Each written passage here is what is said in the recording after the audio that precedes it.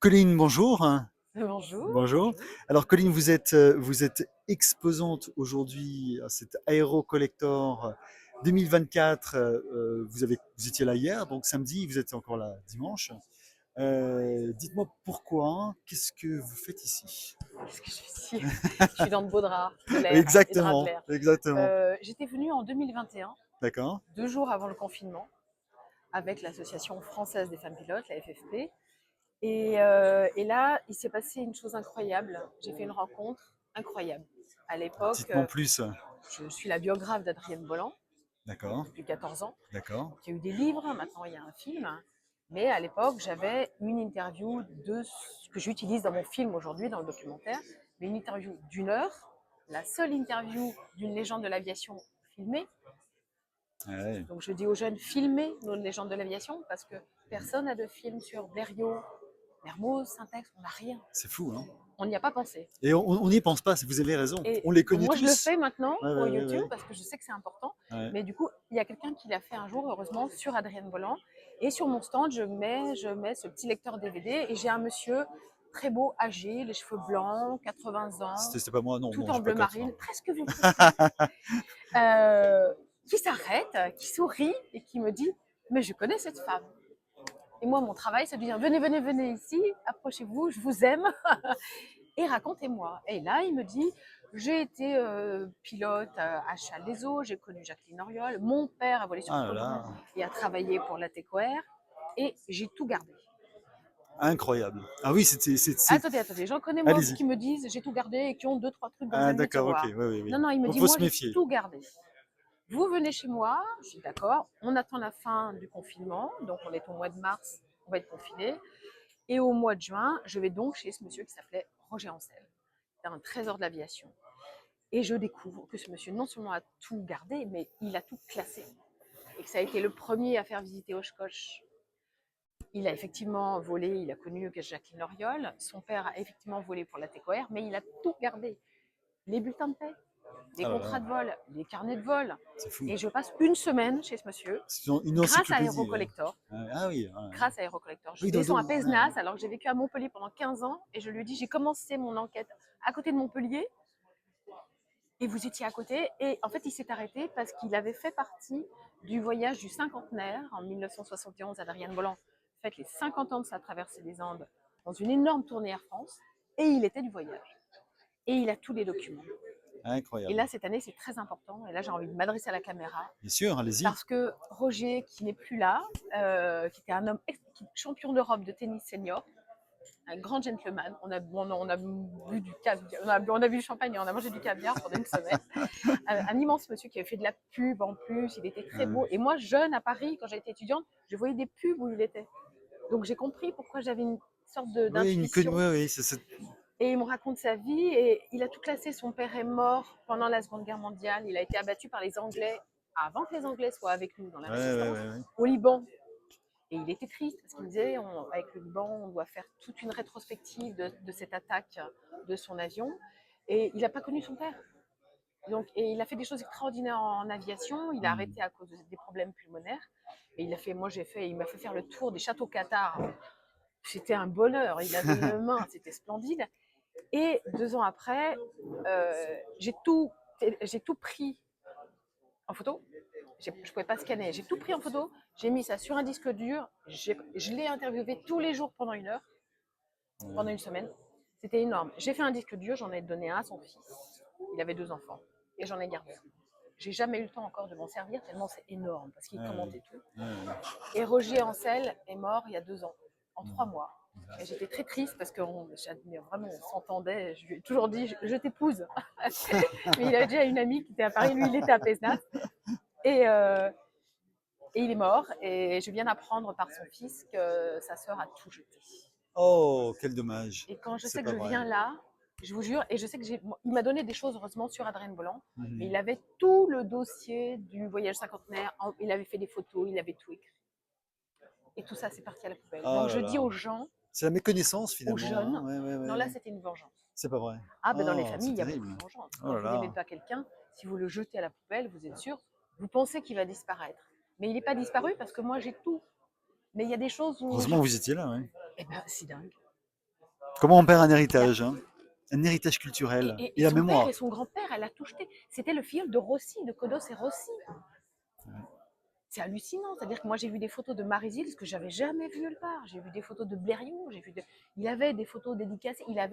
Elle a gardé que ce qui valait de l'argent, de l'or, mais elle n'a pas compris que ce qu'elle avait, les archives qu'elle avait d'Adrienne Bolland, bon, avec le boulot que je fais, une carte postale sur Adrienne Bolland, dédicacée d'Adrienne Bolland, vaut 1 500 euros. C'est Je fou. ne sais pas si vous imaginez. Donc elle a jeté des milliers d'euros Sans par le savoir bêtise, et par sans bêtise. Ouais, savoir. ouais. Donc, Aérocollector, c'est très important. Donc c'est pas C'est que c'est pas que pour venir voir voilà, des gens, on rencontre du monde aussi. c'est un appel à mémoire, c'est C'est un ça, appel c'est ça. à stopper l'arrogance des Français. Ouais. On a le plus beau patrimoine aéronautique du monde. C'est pour ça que je fais des porte-clés. J'ai inventé un concept. C'est pour ça que je fais des foulards sur les aviateurs, pour les sociétés, pour les collectionneurs, pour les privés, Mhm. à 1, 2, 10, 100 exemplaires. Parce que on devrait gagner des milliards avec nos émissions.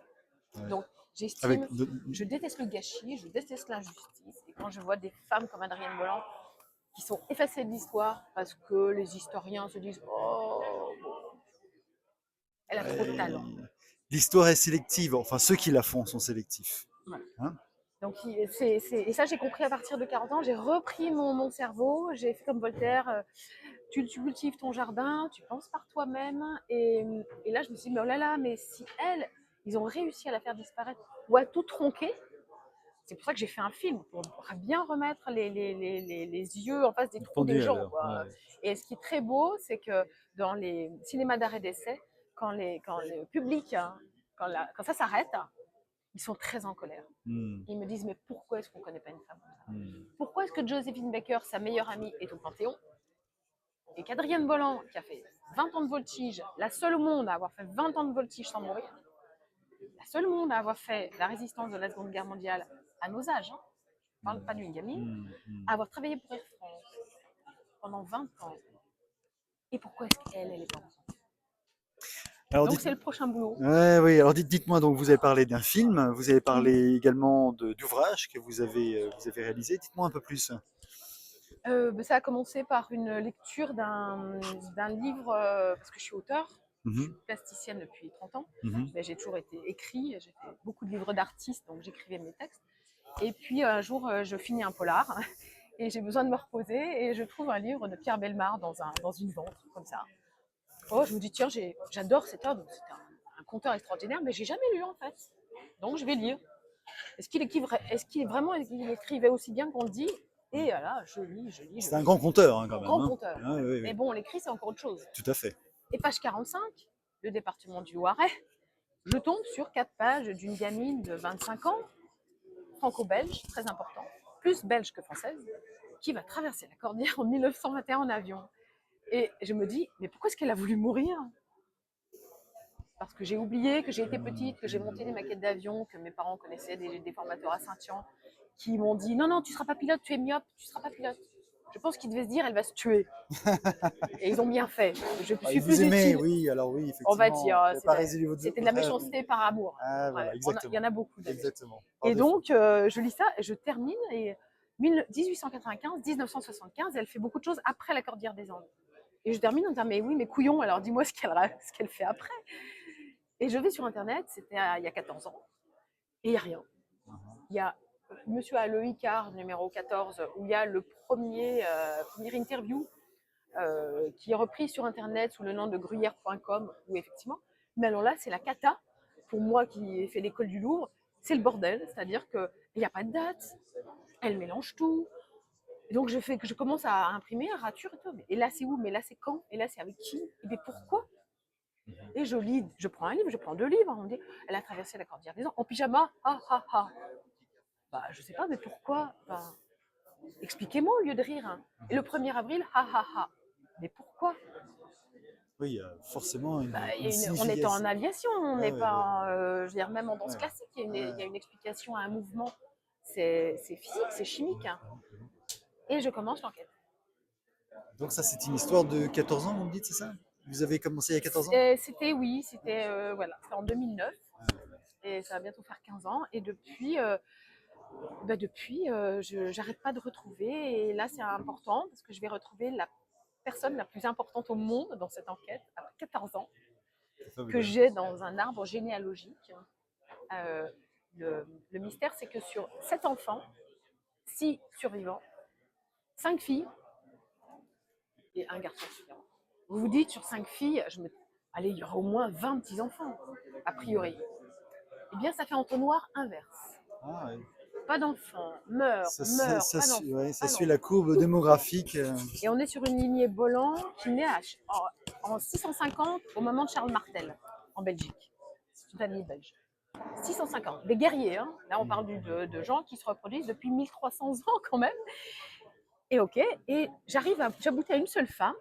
Il y en a un, je sais, qui est mort, un petit-fils, voilà, d'une des sœurs d'Adrienne. Adrienne n'a pas eu d'enfant. Elle en a porté, elle n'en a pas, elle n'a pas accouché. Et j'arrive à une fille, née en 1947. Et évidemment, le bonheur de la biographe, c'est mais où elle est, qui elle est, comment est-ce que je vais la trouver, comment est-ce qu'elle va me trouver. Et en décembre dernier, je reçois un WhatsApp du Guatemala. Et cette dame me dit, une dame me dit, je vous découvre. Elle a acheté sur Kindle, vive Amazon, votre livre que j'ai fait venir des États-Unis. Et merci. Toutes mes Et félicitations. donc c'était elle alors. Et c'était C'était sa fille. et qui m'a découvert, qui a découvert tout mon travail, qui a découvert beaucoup de choses, parce que moi j'ai déterré des secrets de famille. Ah, bah C'est oui. aussi pour ça que les familles, et en l'occurrence, son frère avait adopté des enfants, mais qui n'étaient pas là. Enfin, C'est une famille très très violente, Ah oui, d'accord. très violente. Elle a eu un père qui est parti dans toute la France tout le temps, qui est quasiment l'inventeur du guide du routard. Et son frère à Adrienne était parti avec Charcot sur le pourquoi pas en Antarctique. Oui, des aventuriers quand même. Hein. C'était la moins connue. Ah là là. Hein, et toutes les autres. Et elle avait une sœur qu'elle adorait, qui s'appelait Antoinette. Et c'est la petite fille d'Antoinette qui m'a dit, mais j'ai bien connu ma tante Zizi. Bien sûr. J'ai plein de photos, j'ai plein de souvenirs. Et elle-même a fait le tour du monde en voilier. Donc si ça passe sur Facebook, bonjour Marie-Christine Huet, que je vais bientôt aller voir au Guatemala, parce qu'elle ne reviendra plus en France. Quand on a vécu 30 degrés à Tahiti, on ne revient plus. Et donc je vais, avec mes deniers propres, à moins que vous trouviez des fonds, de l'aide, mais tout ce que bon entendant, hein, bon entendant. Tout ce que je présente sur ce salon et pendant les films, ça va dans l'enquête, c'est pas pour mettre de l'argent de côté. Parce que ça coûte un bras de faire des enquêtes comme ça. Bien sûr. Et donc, je vais traverser et je vais y aller pendant 20 jours. On va fêter le record de looping avec elle. Et j'en pleurais. Alors, vous participez à ce patrimoine français, si vous voulez, ce patrimoine national. Franco-belge. Franco-belge, absolument. Alors, dites-nous vos ouvrages. Où pouvons-nous les trouver? Chez qui? Parce que maintenant, vous avez expliqué tout ça. Écoutez, on veut les lire. J'espère. Surtout que, alors déjà, vous avez sur YouTube la seule web-série qui vous raconte l'histoire d'une légende de l'aviation en 25 épisodes d'une demi-heure. Et c'est gratuit. Vous ne me verrez pas. Vous ne verrez que mes mains. Et je raconterai comme le monsieur qui vient de vous filmer la carte. Vous ne verrez que mes archives et je vous raconte l'histoire. Ça, c'était le plus efficace. Le plus efficace pour qu'on connaisse aussi mon travail à l'étranger. Et donc, je dis aux Français, faites comme ça. Le musée du Bourget, faites des web-séries comme ça. Et là, c'est super. Et puis sinon, c'est la collection encore de Red pour les livres. Vous pouvez me trouver, il faut que je fasse le référencement à la FNAC, mais bon, j'ai beaucoup de travail, donc je suis un peu en retard, parce que ça, ils me l'ont demandé. Sinon, si vous allez, bien sûr, sur Amazon, je suis navrée de dire, mais bon, Amazon, ils vendent des éditeurs un peu tout, alors. Et donc, heureusement qu'en l'occurrence, il y avait Amazon. Bien sûr.